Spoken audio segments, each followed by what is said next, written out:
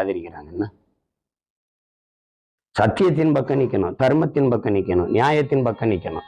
அது யாரு செஞ்சா என்ன, யாரு செஞ்சா என்ன, யாரு செய்யல. நான் கேட்டேன் பாருங்க, கள்ளச்சாராயம் குடிச்சு சாகுறாங்க.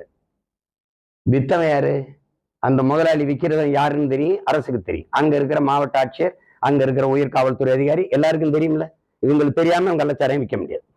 வித்து 63 பேர் சாகுறானா? அவன் கொழுப்படுத்து போய் குடிச்சு சாகுறான். அதுக்கு மக்கள் காசுல நீங்க 10 லட்சம் அறிவிக்கிறீங்க. நாட்டை பாதுகாக்க எல்லையில நின்று செத்து வர்றான் பாருங்க ராணுவ வீரன், அவனுக்கு எத்தனை லட்சம் அறிவிச்சிருக்கீங்க? அப்ப எப்படி இருக்கு, எப்படி இருக்கு பாருங்க. அவன் வீட்டுல போய் நின்னுகிட்டு இவன் பிள்ளைகளை நாங்க அரசு படிக்க வைக்கும், வீட்டுக்கு ஒருத்தருக்கு அரசு வேலை கொடுக்கும். ஏன்?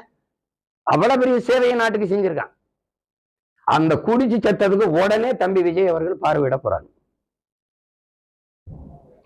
இங்கே இவர் நடிச்சுக்கிட்டு இருந்திருக்காரு. இவரை பார்க்க அவர் வாய் வழியே புதையத்தினாரு, இவர் கண்ணு காது வழியே புதையத்திட்டு இருந்தாரு 35 வருஷம். அவரை பார்க்கறதுக்கு ஒரு மக்கள் கூட்டம் வந்து நெரிசல்ல சிக்கி சாகுது. இங்க இவர் வரல, இதுக்கு காரணமான இவர் வரல, இவர் உடனே வரல முதலமைச்சர்.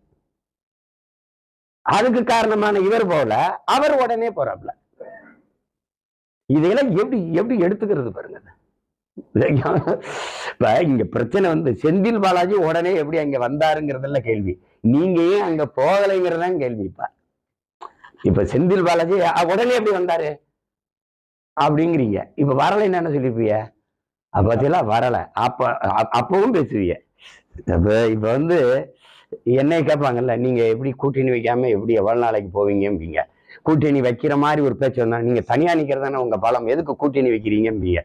உங்களுக்கு செய்தி சுவையா வேணுங்கிறதுக்காக என்னத்தையா மாறி மாறி பேசிட்டு